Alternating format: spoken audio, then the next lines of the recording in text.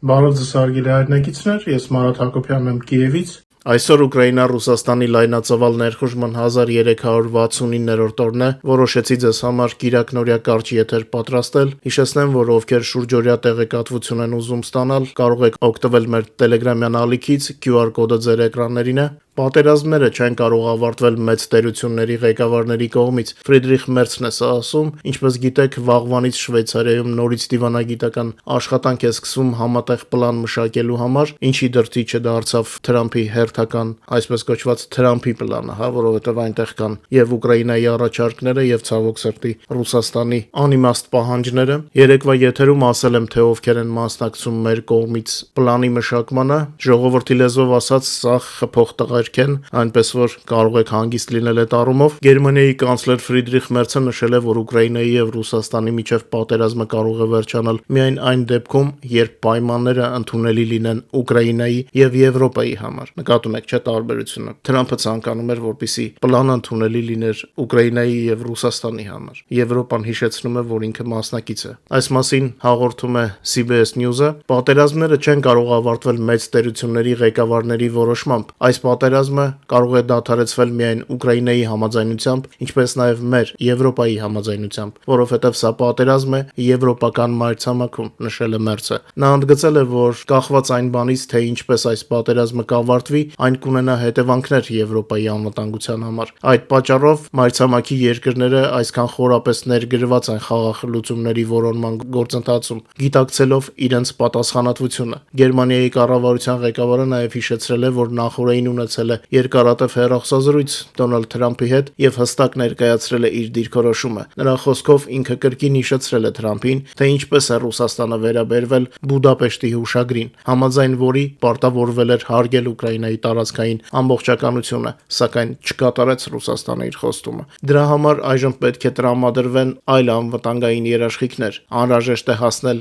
այլ ավելի հուսալի համաձայնությունների, ընդգծել է Գերմանիայի կանցլերը։ Դե ես հենց Թրամփի պլանի մասին խոսակցությունները սկսվեց առաջի եթերում ասացի, որ Թրամփը այնպիսի կետեր է ներդրել, որոնք չեն կարող բավարարել ոչ Ուկրաինային, ոչ Եվրոպային, եւ մենք տեսնում ենք, թե ինչ է կատարվում։ Հետաքրքիր լուր Խրիստո Գրոզևից, գիտեք, որ նա հետաքննող լրագրող է, հայտնաբերվել է Թրամփի խաղաղ ծրագրի եւս երկու կետ, որոնք վերջիվերջո փաստաթղթում ինչ-ինչ պատճառներով չեն ներառվել։ Թրամփի խաղաղության պլանը սկզբնապես պարունակել է իրականում 30 կետ։ Այս մասին հայտնում է Bellingcat-ի հետաքննող Խրիստո Գրոզևը։ Նրա հայտնաբերած տարբերակը լիովին համընկնում է այսօրվա ներկայացված նախագծի հետ, սակայն ներկայիս պլանում բացակայում են եւս երկու կետ։ Կետերից մեկը, որը Թրամփը չէր հանդգնել մտցնել պլանի մեջ, ուղղակիորեն վկայում էր նրա մասին, ինչ ես ձեզ ասացի պլանի մասին տեղեկատվության առաջին իսկ օրը։ Թրամփը ցանկանում էր փայ մտնել ռուսական ռեսուրսներին եւ գեղեցիկ լեգենդ էր մտածել, բայց երևի թե այս պահին վախեցել է ներառել պլանի մեջ։ Ըստ պլան չմտած կետերից մեկի, ամերիկացի ներդրողները պատերազմից հետո պետք է դուրս բերեն Ռուսաստանին սպասվող ռեցեսիայից, որը նրան սպառնում է ֆինանսների եւ ներդրումների պակասի պատճառով։ Այսպիսով պատրաստվում է ուղղակի կախվածության մեջ գցել Ռուսաստանին, դե Թրամփը կոմերսանտ է, պարզ է, չէ։ Երկրորդը զուտ Թրամփի PR լեգենդներից էր՝ ռուս-ամերիկյան դաշինք Չինաստանի դեմ, այսպես կոչված քրիստոնեական միություն, որը ավելի շատ դեմագոգիայի մասին է։ Իմիջիայլոց այստեղ այլ հարց է առաջանում. արդյոք Չինաստանը ինքը Ռուսաստանի տիրակալը թույլ կտա իրենից յառլիկ ստացած Պուտինին գնալ Թրամփի հետ խորը գործարքի, այլ կերպ ասած Չինաստանի վասալից դառնալ Ամերիկայի վասալ, հա։ Մենք հիշում ենք, որ Չինաստանը շատ կոշտ դիմավորեց Թրամփի տարիֆները եւ Թրամփին ստիպեց զիջել շատ հարցերում։ Իբր ժամանակավոր Թրամփը որոշ տարիֆներ հանեց, բայց ինչպես ասում են, չկա ավելի մշտական, քան ժամանակավորը, այնպես որ մեր կողմնակիցները, այսինքն արդար մարդիկ, ընկճվելու առիթ չունեն։ Հիմա եւ Թրամփը եւ Պուտինը այնպիսի իրավիճակների մեջ կհայտնվեն, որ ինձ թվում է, եթե ի վերջո ինչ-որ պլանել լինի, ապա հաստատ մեր շահերը, արդարության շահերը պաշտպանված կլինեն։ Հիմա պուտինիստները պետք է տանջվեն ամեն Թրամփի քայլը իրենց որպես հաղթանակ ներկայացնելու համար։ Սա արդեն մատնում է նրանց, որովհետեւ հաղթողը ոչ ոքի ոչինչ ապացուցելու չունի։ Իրավիճակը այնպիսին է հիմա, ինչպիսին 22 թվականի մարտի երկրորդ կեսերին էր, երբ հասկանալի դարձավ, որ Ուկրաինան չպարտվեց, Կիևը կանգուն մնաց, պետությունը չկորցրեց իշխանությունը, կայունությունը, կարողացավ զենք գտնել, հետո նաև զենք արտադրել եւ ամրապնդել երկրի կենսունակությունը։ Առևտուրը նորից սկսեց աճել, բերքը հավաքվում է եւ արտահանվում է։ Իսկ տակտիկական առումով մեր հաղթանակը ամբողջական կդառնա տարածքների լիակատար ազատագրմամբ, որը հիմա այլ ռեժիմում է։ Այլ բան կլիներ, եթե դրանք ավերված չլինեին, բայց դրանք ավերված են եւ կողոպտված։ Քչից շատից ղրիմում է կենսունակ իրավիճակ, բայց դա էլ է մազից կախված։ Տարածքների վերադարձը պետք է փոխկապվի Ռուսաստանի կոնտրիբուցիաներով, որովհետեւ այդ տարածքները պետք է վերականգնվի։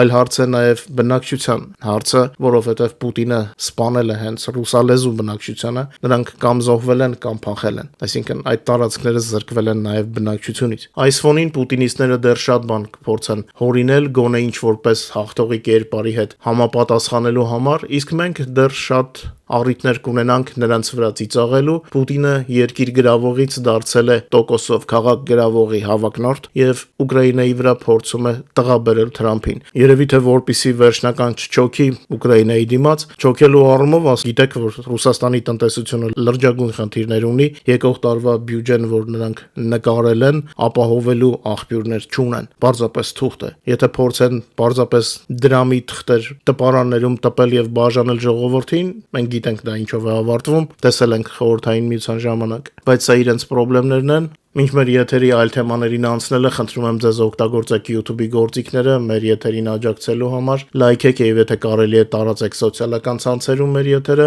իսկ ովքեր դեռ բաժանորդագրված չեն, խնդրում եմ անպայման բաժանորդագրվեք, դա շատ կարեւոր է։ Մեր Telegram-ին եւ իմ Facebook-ի էջին հետևողները արդեն տեսել են լուսանկարները, թե ինչպես Զելենսկին եւս երկու մեր հայրենակցի պարգևատրեց, ցավոք հետմահու։ Շատերը հարցնում են, ինչու եք այդքան նվիրված Զելենսկուն։ Պատասխանը պարզ է, որովհետեւ նա նվիրված է մեզ։ Տեսեք նրա դեմքի արտահայտությունը, պարգևը հանձնելիս։ Ինձ թվում է խոսքերը ավելորդ են, եւ սա ապրումներ են ամեն զոհվածի ծնողի հետ կրկնվող։ Զելենսկին անձամբ է հանձնում պարգևները եւ ողջերին եւ զոհվածների ծնողներին։ Զելենսկին իսկական է, մարդ, որը մեզանից մեկն է, ոչ թե Մոսկվայից դրածո, որ ժողովրդից թաքուն բաներ անի։ Զելենսկին անում է այն, ինչ պահանջում է Ուկրաինայի ժողովուրդը։ Այդ իսկ պատճառով նույնիսկ ամենատգեղ սկանդալները նրա վրա դեռ բիծ չեն կարողանում գցել։ Մենք մեր գլուխներն ենք խոնարհում մեր անմահացած զինվորների հիշատակին, ավագ զինծառայող Ալեքսան Ամիրջանյանը եւ կրտսեր սերժանտ Արմեն Սարուխանյանը իմ պատկերացմամբ իրական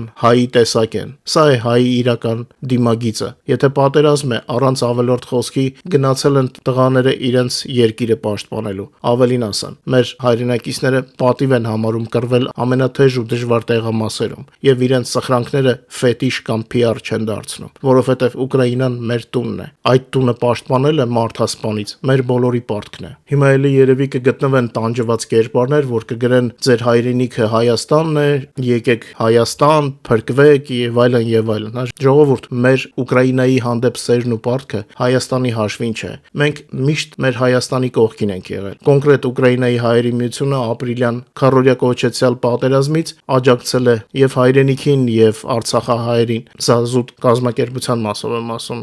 Ուկրաինայի հայ համայնքը միշտ է Հայաստանի կողքին եղել։ 44 օրվա կռվի մասին առիթ ունեցել եմ ասել, մասնակցությունը եւ ճակատին օգնությունը եղել է շատ մեծ մասշտաբների, մենք չենք փիառվել, բայց նույնիսկ Հայաստանի հանրային հեռուստատեսությունը նկատեց մեր Երևանում գտնվող շտաբը եւ ռեպորտաժ նկարեց։ Ովքեր չգիտեն, ասեն, որ շտաբեր կային եւ Կիևում եւ Երևանում, իսկ որպես ուկրաինացիների վերաբերմունք չենք մոռանա ուկրաինացի տատիկների, թոշակառու տատիկների իրենց թոշակից գումար տալը, ինչպես իրենք էին ասում, հայերին, մեր եղբայրներին օգնելու համար։ Ուկրաինայում թոշակները դեռ եվրոպական չեն, բայց կարևորը վերաբերմունքն է, ոչ թե ասենք տված գումարի չափը։ Ուկրաինայի հայերը կարողանում էին ապահովել անհրաժեշտ գումարներ Հայաստանին օգնելու համար։ Այնպես որ ամեն անգամ մեր տունը պաշտպանելուց խոսելուց խնդրում եմ մի սկսեք մեզ բաժանել Ուկրաինայի եւ Հայաստանի միջև։ Մենք Ուկրաինայի հայեր ենք եւ ունենք երկու երկիր։ Ով չգիտի, ասեմ, որ հայերը այստեղ հայրենիք են գտել անիի անկումից հետո հիմնականում, հետո ցեղասպանությունից հետո Բաքվի ջարդերից ու երկրաշարժից հետո։ Այնպես որ եթե ոմանք պատմություն չգիտեն, թող ուրիշին խելք չսովորեցնեն։ Սա արդեն դարերով մեր տունն է։ Իսկ տղամարդը պետք է իր տունը պաշտպանի։ Չնայած մեր կանայք էլ պակաս չեն պայքարում ռազմաճակատից սկսած թիկունքում աշխատելուց վերջացրած։ Եվ ի վերջո, մեր պատճառով չեն Հայաստանի խնդիրները։ Ընդհակառակը, մեր հայրենասիրությամբ մենք երկու երկրի դարդերին ենք փորձում լուծում գտնել։ Եվ եկեք թող սա վերջին անգամը լինի, երբ ես ուկրաինական առօրյայից պատմելուց անդրադառնամ, թե ինչ ենք անում Հայաստանի համար։ Մենք քանի շնչում ենք, Հայաստանը մեր սրտերում է, եւ մենք մի կողմ չենք կանգնելու մեր հայրենիքին օգնելու հարցում։ Եվ սա արդեն ապացուցել ենք։ Իսկ եթե ինչ-որ մեկը չգիտի, մենք չենք պատրաստվում անընդհատ պատմել, թե ինչպես ենք օգնել Հայաստանին։ Ի վերջո անհարմար է։ Օգնել ենք, լավ ենք արել, հայ ենք, օգնում ենք մեր հայրենիքին։ Իսկ այստեղ Ուկրաինայում մենք ուկրաինահայ ենք եւ նույնպես չենք կարող չպաշտպանել մեր տունը եւ մեր երեխաներին, թոռներին, ընտանիքները։ Սա մեր տունն է եւ ինչպես արդեն ասացի, դարերով։ Այդ ես եմ 30 տարի առաջ եկել։ Իսկ հայերի ժառանգությունը այստեղ հազարամյակներից ավելի ժամանակաշրջան է ներառում եւ ուկրաինացիները դա ոչ թե թաքցնում են, այլ առիթ լինելուց մեզանից շատ են պարծենում ընդհանուր ժառանգությամբ։ Իդեպ իմ Facebook-յան էջում եւ Telegram-ում կիսվել էի, թե ինչպես է հայ առաքելական եկեղեցու ղեկավարը Ուկրաինայում, մեր երկրի Ուկրաինայի գլխավոր տաճարում աղոթում Գալադամորի զոհերի հիշատակի համար։ Սա հենց այն սիմվոլներն են, որ մենք միասնական ենք, մի հասարակության մաս։ Հիմա երևի կարող է նորից լինեն մարդիկ, ովքեր հարցնեն բացեղասպանության զոհերի հիշատակը ինչպես եք հարգում։ Կլինեն, չէ՞ հաստատ։ Ամեն դեպքում ասեմ, որ մենք ի տարբերություն ոմանց մեր զոհերի հիշատակը միշտ ենք հարգում։ Իսկ մեր համայնքը ճանաչողները գիտեն, որ ապրիլի 24-ին պարզապես աղոթք չէ մեր սուրբ նահատակների համար, այլ միասնական աղոթքներ են անցնում ամբողջ Ուկրաինայով մեկ, որին մասնակցում են երկրի հիմնական խոշոր եկեղեցիների հոգևորականները։ Այնպես որ, ինչպես ասացի,